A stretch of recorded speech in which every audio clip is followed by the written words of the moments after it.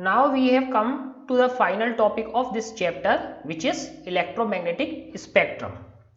So we know that light is an electromagnetic wave, but there are other electromagnetic waves or electromagnetic radiation about which we will learn in this electromagnetic spectrum. At the time of Maxwell predicted the existence of electromagnetic waves, the only familiar electromagnetic waves were visible light waves. So when Maxwell predicted, we know only one type of electromagnetic waves. What were those electromagnetic waves? Visible light waves. So light waves are electromagnetic waves. The existence of ultraviolet and infrared waves was barely established. So people were not very much aware about infrared and ultraviolet lights, which we right now know much better. By the end of the 19th century, X-rays, gamma rays had also been discovered. But as the time progressed, so at the end of 19th century, that means around 1900s, so these rays, X-rays and gamma rays were also being discovered. We now know that electromagnetic waves include visible light waves, X-rays, gamma rays, radio waves, microwaves, ultraviolet rays and infrared waves. So there are a lot of number of waves, not only visible light waves in this electromagnetic radiation. Even in the starting we learned that this can be as small as 10 to power minus 12 meter and can be as large as 10 to power 6 meter. So these were radio waves and these were gamma rays. So this spectrum, all this series of waves is very large and the whole series is called electromagnetic spectrum. So we are going to look about each of these waves, what is the range of that wave and how does that wave is produced and how is that wave used in our daily life. The classification of EM waves according to frequency is called electromagnetic spectrum. So now we know what is the electromagnetic waves. When we classify them, classify means grouping. When we classify them or group them according to frequency, that is called electromagnetic spectrum. There is no sharp division between one kind of wave and the next. So we must know that there is no sharp difference. So if you see spectrum of light, so it starts from violet and on the other end it ends on red. Here you can see this color is red, here it is violet, but you cannot draw a sharp line that where violet ends and indigo started, or where this orange has ended and red has started in Vibgyor. So there is no sharp line, there is no sharp division or sharp line between two ranges.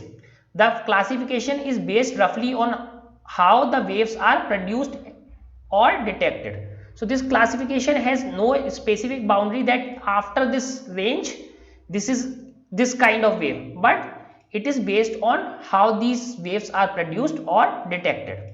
So let us first see the whole spectrum at once, then we will study in much better way. So first of all we are given two type of things. First is the frequency and here it is the wavelength. So first of all we must know what is the relation between frequency and wavelength. So frequency is nu, wavelength is lambda.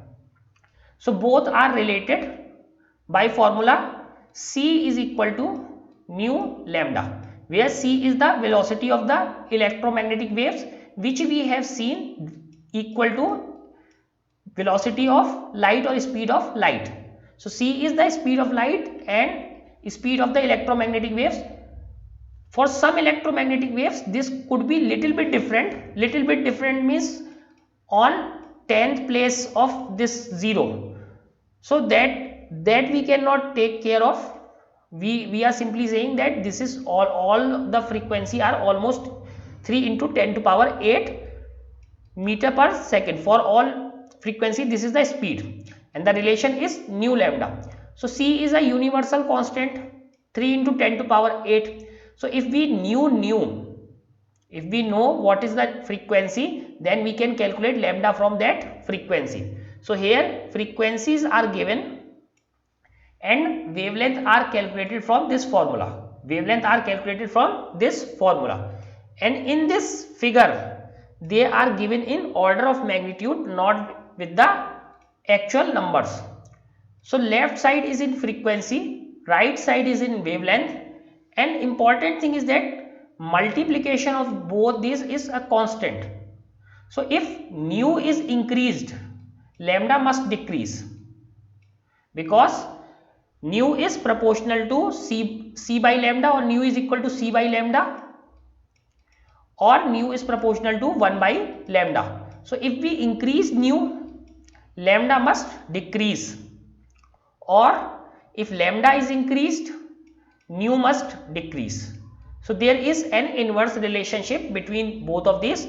If frequency will increase, the wavelength will decrease, and if the frequency decrease, then wavelength will increase. So here in this spectrum, what we can say, the frequency is in decreasing order, 10 to power 23, 22, 21. So frequency is decreasing, but at the same time wavelength is increasing, 10 to power minus 14, minus 13. So it is increasing. Wavelength is in increasing order. So this is increasing. Wavelength is increasing order, and this is in decreasing order, because both are inversely proportional. Both are not directly proportional but inversely proportional. So here what we can see, this electromagnetic spectrum is very large. Gamma rays, X-rays, ultraviolet, visible, infrared, microwaves, short radio waves, television and FM radio, AM waves, and long radio waves. But out of this very large spectrum, this is very large spectrum, only a very small part is visible.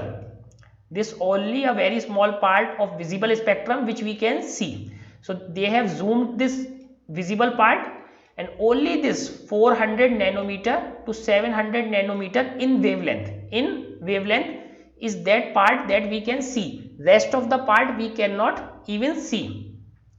So we must understand that electromagnetic spectrum is very broad, and we can see only very small part of this, and rest of the part is detected by some instruments, not by human eyes. So let us start.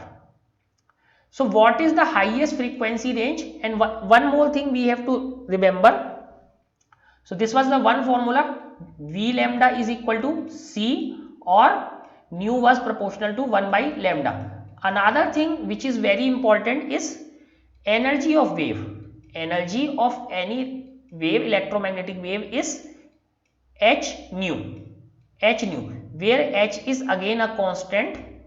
So if we want to find what is the energy associated with the wave, so we simply multiply wavelength, or frequency of that wave with this constant. This constant is called Planck's constant, Planck. This is not Planck, this is not a Planck, wooden plank, this is Planck's constant. So this is Planck's constant. When we multiply frequency with this Planck's constant, what we get? We get the energy for that particular wave.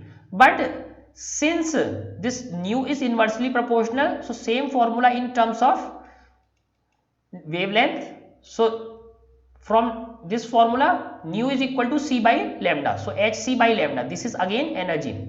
So if lambda increases, lambda is increasing, energy will decrease, because higher the wavelength, smaller this number, so energy will decrease. But if frequency increase, energy will increase. Higher frequency, higher energy, higher wavelength, lower energy. So higher wavelengths, that means violet has this 400 nanometer wavelength, so this is in wavelength, but red has 700 nanometer. So this side wavelength is increasing, so wavelength is increasing, but energy will decrease.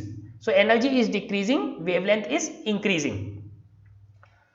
But if we see in terms of frequency, if frequency is decreasing, energy is decreasing. So ultimately frequency is in decreasing order, wavelength is in increasing order downwards, and energy is also decreasing order, because energy is directly, E is directly proportional to nu, E is inversely proportional to 1 by lambda. So lambda is more, E is less. If nu is more, E is more. So this is the fundamental behind this chart.